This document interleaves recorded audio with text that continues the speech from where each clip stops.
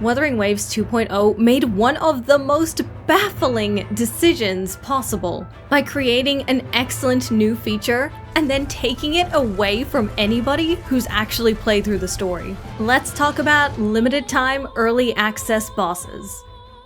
Historically, Wuthering Waves made things difficult for new players who just obtained the latest characters. This is because in order to ascend them, or in other words, in order to level them up, you would need materials that dropped from bosses that you could only fight by progressing in the story. And this progression could take hours and hours. Really took the wind out of new players' sails when they got the cool new character but could only level them up to level 40. Fortunately, Kuro Games decided to do something about this problem in version 2.0. They created the limited time early access bosses. All you have to do to access them is to go into your guidebook, select the boss, and even if you haven't progressed that far in the story, you'll be able to fight them right then, right there, even if you are incredibly undergeared and weak, and decide to take your starter characters into Hecate and it takes 11 minutes to beat her.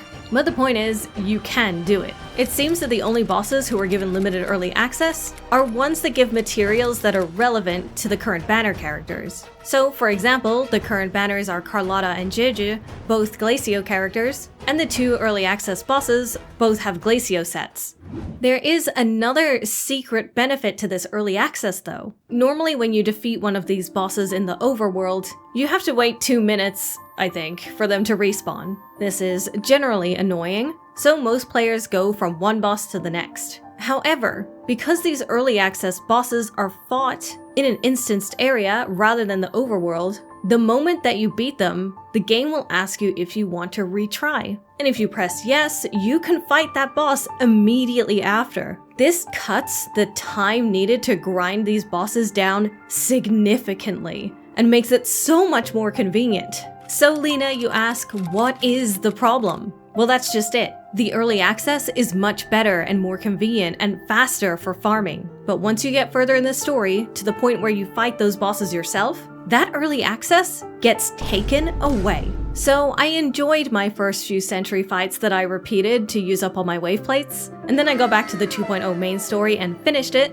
and then just as I was ready to invest in my Carlotta, I realized with horror that I would have to wait out those 2-minute respawns every time I wanted to fight Sentry Construct again. Early access completely disappeared. It was gone. Wuthering Waves added this incredible feature, but then punishes you for actually playing through their game. It's frustrating because it loses you so much time. Enjoying the story means you will unintentionally nerf your own progress. The other thing that's both a blessing and a curse is that before you enter into one of these fights that you haven't done yet in the story, one of these early access fights, the game will warn you that doing this boss may influence your story experience. So you might think, oh my gosh, is this going to spoil me? Or will something about this boss ruin my experience of the story? But to be clear, any story-related cutscenes do not feature in these boss fights. So you are actually safe to do them, so long as fighting the boss itself isn't a major part of the story experience to you. But just know, if you do wait because you want that proper experience, farming that boss might be a pain later. And that's just so strange to me. And it got me thinking, do we really need these 2-minute respawn timers on bosses in the first place? Because all it ever does is frustrate me. I actively avoid farming boss echoes because I find the respawn timer irritating. And speaking of irritating, Lorelei can only be fought at nighttime. So if you arrive there during the day, the game will instruct you to walk away from the boss arena and sit on a chair, which will make time advance to night. I get that the night aesthetic helps the ambiance and relates to the story, but Sentry Construct abruptly changes the weather every time you fight it, so why can't Lorelei do that too? I wouldn't mind as much had the game not taken early access away from me, ensuring that when Lorelei finally is on there, I can't fight her efficiently. Being able to go into the menu and travel to an instanced version of the location that you can just press retry on feels way better. I want to hope that this is Kuro Games testing the water, see if people like this feature, or I guess if they prefer the immersiveness of the open world experience. But who knows? I really want to believe that this is an oversight. However, even if the boss respawn timers are never made instant, like the Tacit Fields I might add, At the very least, I would like it for every single player to always have access to the early access versions of the bosses. Since they seem to be relevant to the current banner characters, it would be like extra incentive to farm the most recent characters. Kind of like a little bit of FOMO that you have to take advantage of while you can. Unfortunately, this FOMO lasts until you finish certain parts of the story, and that just feels bad. It only punishes some players, and in fact, it punishes the most dedicated players. So please let me know in the comments if you unwittingly nerfed your own experience by finishing the story and losing access to these bosses that you can retry repeatedly,